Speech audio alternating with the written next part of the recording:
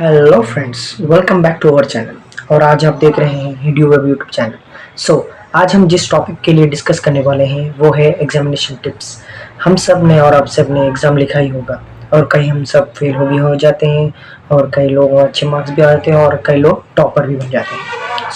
आज मैं कुछ ऐसे टिप्स लाया हूँ ताकि वो आपके एग्जामिनेशन में पॉइंट ऑफ व्यू के लिए हेल्प हो सके। जैसे कि फर्स्ट जब भी हमारे एग्जामिनेशन डेट्स अनाउंस होते हैं, हम फर्स्ट ऑफ ऑल ये देखना चाहिए कि हम जो रिलेटेड जो टॉपिक चल रही है और हम वो कहाँ तक आए हैं। जैसे कि अंडरस्टैंडिंग दी टॉपिक, हम जैसे हम बुक खोलते हैं और हम चेक करते हैं कई सारे चैप्टर्स के नाम्स वगैरह होते हैं।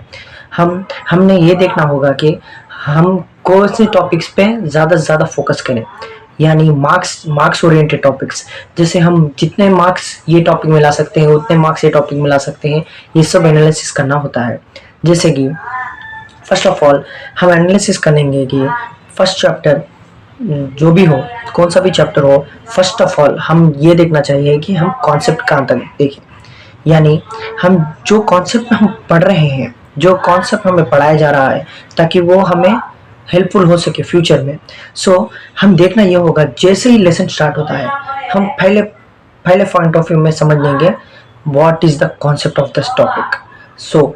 कॉन्सेप्ट क्या होता है यहाँ सबको पता है। जैसे कि सर स्टार्ट करते हैं, क्लासेस स्टार्ट हो जाते हैं और क्लासेस स्टार्ट होने में हमें सुनते हैं क्लासेस।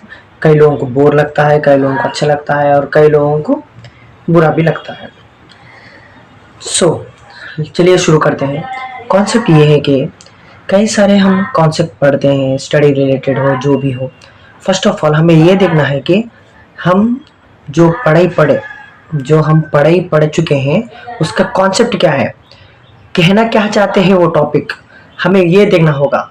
जैसे कि कौन सा भी एग्जाम्पल ले लो, जैसे कि कोई भी लेसन ले लो, हम उस पर सीखेंगे क्या, उससे हमें दिमाग में चढ़ेगा क्या, उससे हम एनालिसिस करेंगे क्या, ये देखना होता है। फर्स्ट ऑफ ऑल कॉन्सेप्ट हो गया concept. Second point of view examinations के लिए खासकर वो है एनालिसिस। हम जो भी टॉपिक हमें सर पढ़ाए हैं, हम पहले मैं कह चुका हूँ, वो है कॉन्सेप्ट। सेकंड हम क्या करना होगा, एनालिसिस। हम जिस तरह से ये टॉपिक को अंडरस्टैंड करेंगे और हम जिस तरह से ये टॉपिक पे काम करेंगे और हम जिस तरह से टॉपिक के लिए रिमाइंड करेंगे, हमें उसका एनालिसिस करना होगा। हमें किस तरह से करते हैं, हमारा जो पॉइंट ऑफ व्यू है, हमारा मेमोरी है, किस तरह से वो टॉपिक को कैच करता है। ये हो गया एनालिसिस। फर्स्ट क्या हो गया, कॉन्सेप्ट। सेकंड क्या हो गया, एनालिसिस। थर्ड है मॉडल क्वेश्चन पेपर्स। हम ये देखना है कि पुराने जितने भी मॉडल क्वेश्चन पेपर्स हैं, यानी प्रीवियस ईयर्स क्वेश्चन पेपर्स, हमें ये एनालिसिस करना होगा ताकि जो भी टॉपिक हमें पढ़ाया गया है उसके रिलेटेड कैसे कैसे क्वेश्चंस पुराने में हिस्ट्री आ चुके हैं। जैसे कि कोई भी एग्जांपल ले लो, कोई भी टॉपिक ले लो, उसके प्रीवियस ईयर्स के क्वेश्चन पेपर उठाओ और उससे practice, hold practice, only practice. You have to make the practice of that question paper. हम जितना हो सके वो क्वेश्चन पेपर को सॉल्व करने की कोशिश करें, जितने भी, यानी आपके previous year, all previous years, वो सब क्वेश्चन पेपर्स एनालिसिस करके उसको हम एक डिटेल्ड क्वेश्चन पेपर बना के हम खुद प्रैक्टिस करेंगे और हम खुद आंसर देंगे क्वेश्चंस का, ताकि हमें पता चले कि how much we got the concept of the topic, how much we analysis, how much we got the information about the topic. Next step है सेल्फ मोटिवेशन। मोटिवेशन बहुत ज़रूरी है स्टडी रिलेटेड टॉपिक्स के लिए। जैसे कि हम जैसे ही डीमोटिवेट हो जाते हैं, हमें पता नहीं होता हमें क्या लिखना है एग्ज़ाम हॉल में और क्या लिखना है, और पेपर हम खाली नाम लिख के आ जाते हैं। हमें ये देखना है कि हम किस तरह से मोटिवेटेड रहें, हम किस तरह से सेल्फ मोटिवेशन रखें।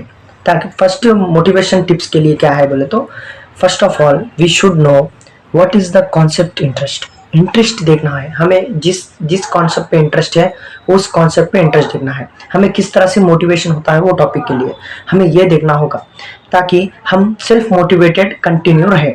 हम बार बार घर जाते हैं, जैसे कॉलेज 9 बजे स्टार्ट, इवनिंग एंड, जैसे हम घर जाते हैं वो टॉपिक को बार बार रिमाइंड, हमारे मेमोरी के लिए ऐसा सेट करना होगा, हम बार बार वो टॉपिक पढ़ सके, ताकि बार बार हमें रिपीटेड माइंड में होते रहे। इसलिए ये करेंगे तो सेल्फ मोटिवेटेड हमेशा रहोगे। ओके, नेक्स्ट है positive. Be positive in your life. So हमेशा पॉजिटिव रहना सीख लो। अगर पॉजिटिव नहीं रहोगे तो कोई भी चीज़ आपको, जैसे कि हम पॉजिटिव रहना सीखेंगे, पॉजिटिव रहेंगे तो फ़ायदा है हमें नेगेटिव थिंकिंग से बच सके। ताकि बहुत सारे फ्रेंड्स हमारे सर्कल्स में होते हैं, वो नेगेटिव थिंकिंग की बात करते हैं हमेशा, ये नहीं होगा, वो नहीं होगा, ये नहीं होगा। हम किसी के बात पे फोकस ना करें, only positive thinking. So next है practice. You should practice each and every question and each and every answer we have got. So हम आंसर किस तरह से डिज़ाइन, हमें आंसर्स किस तरह से एग्जाम हॉल में लिखना है, वो सब हम प्रैक्टिस करेंगे तो ही पता चलेगा। सो बी प्रैक्टिस रेगुलर प्रैक्टिस ज़रूरी है, ताकि हमें अच्छे से अच्छे मार्क्स आ सके और अच्छे से अच्छे एग्जामिनेशन में हम कामयाब हो सके।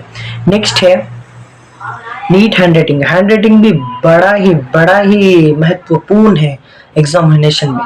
अगर आपकी हैंडराइटिंग अच्छी नहीं होगी सो मार्क्स भी अच्छे नहीं आएंगे। कई सारे लोग बिना आंसर लिखे ही हैंडराइटिंग अच्छी होगी तो मार्क्स पा लेते हैं। ऐसे मैंने खुद देखा है अपने करियर में। और बी रिस्पेक्ट योर सेल्फ। अपने आप को रिस्पेक्ट करो, अपने आप की रिस्पेक्ट।